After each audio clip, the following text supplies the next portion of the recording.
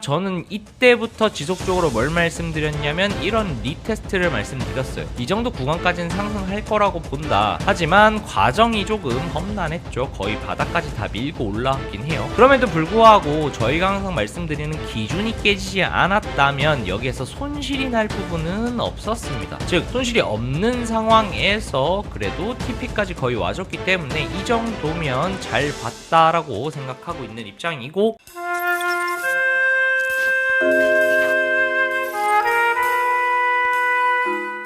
안녕하세요, 각입니다. 자, 오늘 2025년 11월 10일 비트코인 시황에 대해서 말씀드려보도록 하겠습니다. 자, 현재 흐름으로 볼 때 예상대로 흘러가고 있다라고 말씀드릴 수 있겠습니다. 지난 브리핑부터 보고 가도록 하겠습니다.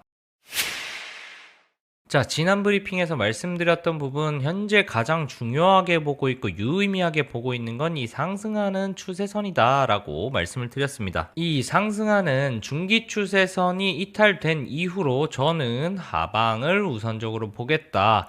그런데 중간에 애매한 구간에서 숏을 타기는 어려우니 현재 상태에서는 바닥을 깔아준다면 리테스트를 노리는 롱을 진입하겠다라고 말씀을 드렸습니다. 자, 그런 이후로 11월 5일, 그러니까 약 일주일 전쯤 여기에서 쌍바닥을 만들어주고 반등하고 여기에 내려와서 더블 바텀을 만들어줬죠. 이 상황에서 저는 이 흐름에서 이렇게 희말이 없이 내려올 때 여기가 깨질 수도 있겠다라고 생각을 했고, 방에다가 말씀드렸던 건 뭐였냐면 여기에서 지금 롱의 힘이 많이 약한 것 같다, 내려온다면 다이버를 잡히는 경우도 생각은 해야겠는데, 이런 다이버전스가 잡히는 자리를 예측 매매하고 들어갔다가는 갑자기 가속화가 날 수 있기 때문에 이런 자리들은 예측 매매를 하는 것은 좋지 않겠다, 그렇게 말씀을 드렸고, 저는 스탑로스를 잘 잡아두고 홀딩을 했습니다. 여기에서의 스탑로스는 어디였을까요? 라고 하면 그냥 전저점이 되겠죠. 가장 심플한 부분이에요.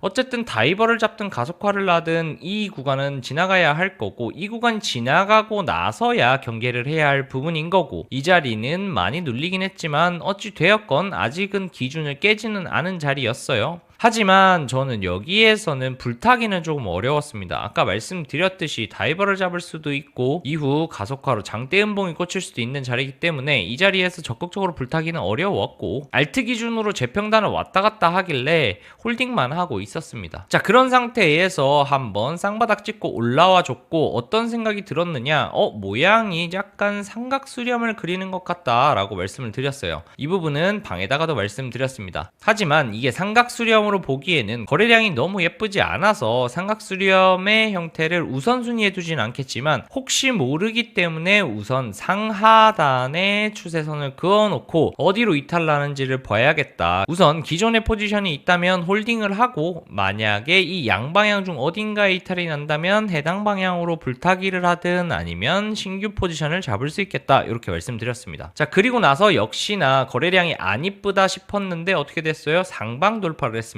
만약에 정상적인 삼각수렴이라면 한 7대3 비율로 하방이 터질 확률이 높습니다. 한파동의 하락이 진행되었고 삼각수렴이 A, B, C, D, E가 나오고, 여기에서 뭐 상단을 찍고든 중단 정도에서든 내려가는 게 일반적인 삼각수렴의 7대3 정도 나오는 패턴이죠. 자, 그런데 여기에서 상방 돌파를 해버리면서 역시나 이거는 페이크 삼각수렴이었구나 라고 알 수 있었어요. 자, 그리고 나서 저는 그러면 롱 갖고 있던 걸 어떻게 했냐라고 했을 때, 돌파가 났을 때 한 번 더 리테가 준다면 저는 롱을 추가적으로 받아볼 생각이었습니다. 어디까지? 기존에 보던 리테 자리까지는 간다라고 봤기 때문에 요렇게 한 입을 또 먹을 수 있을 거라고 생각을 했을 텐데, 리테스트를 주지 않아서 현재 잔량만 갖고 있고 홀딩을 한 상태에서 현재 보시는 이 매물대 구간 직전에 조금 미달랐을 때 방에다가 말씀드렸습니다. 저는 이 자리에서 최종적으로는 리테스트까지 갈 수 있다고 보지만 이 매물대도 중요한 자리이기 때문에 매물대 하단 근처에서 추가적인 분할 익절을 하겠습니다. 잔량이 얼마 되지는 않지만 먹다가 뱉으면 기분 나쁘니까 저는 여기에서 일부 덜어내고 여기까지는 아주 소량의 잔량만 들고 가보겠습니다 라고 말씀을 드렸어요. 그 말은 현재 여기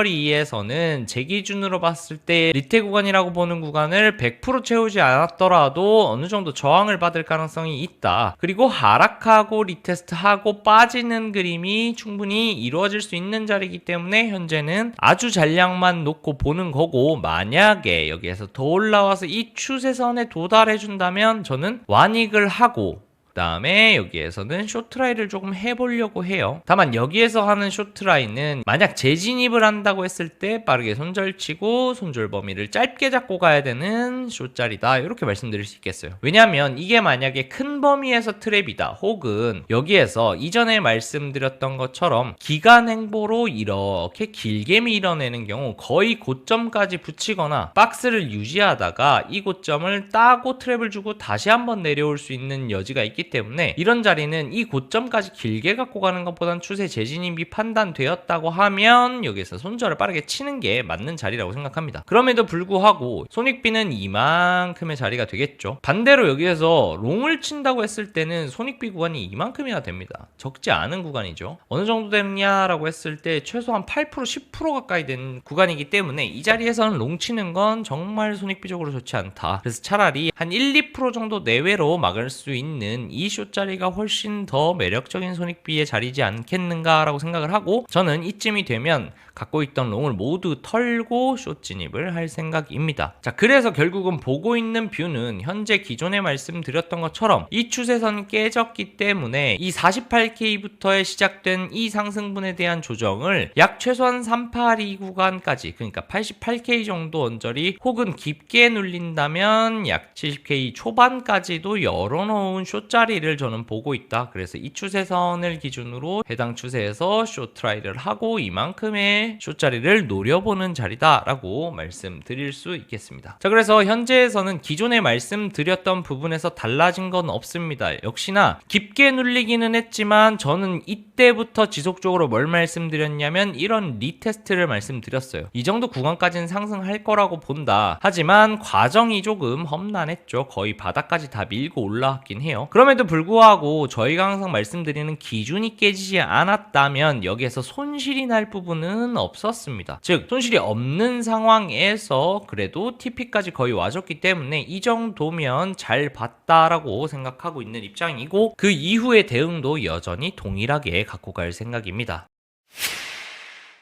오늘의 관점도 이렇게 정리를 하면서 지금 셧다운 얘기도 많이 나오고 여러 가지 얘기들이 나오는데, 저는 뉴스보다는 우선적으로 하는 것은 항상 말씀드리지만 차트입니다. 그 차트를 기반으로 했을 때 저는 여전히 제 관점이 유효하다 생각하고 이런 자리에서 숏트라이를 할 예정이니까 제 관점이 도움이 되신다면 한번 참고해 보시고 다른 시나리오도 한번 짜보시는 게 어떨까 생각됩니다. 자, 이렇게 오늘 관점 영상을 마무리를 하면서 항상 구독, 좋아요, 알림 설정 해주실 분들 감사드리고, 주말이고 평일이고 항상 저희 텔레그램 방이랑 카톡방에 관점을 남겨드리고 있습니다. 그렇기 때문에 저의 실시간 관점이 조금 궁금하시다면 고정 댓글 창에 링크 있으니까요, 많은 참여 부탁드리고, 카카오톡 방에는 1111이라는 비밀번호가 설정되어 있습니다. 비밀번호 치고 들어오시면 되겠습니다. 자, 그럼 오늘 영상 여기서 마무리를 하면서 항상 감사하고 한 주의 시작 월요일 즐거운 하루 되시기를 응원하겠습니다. 감사합니다.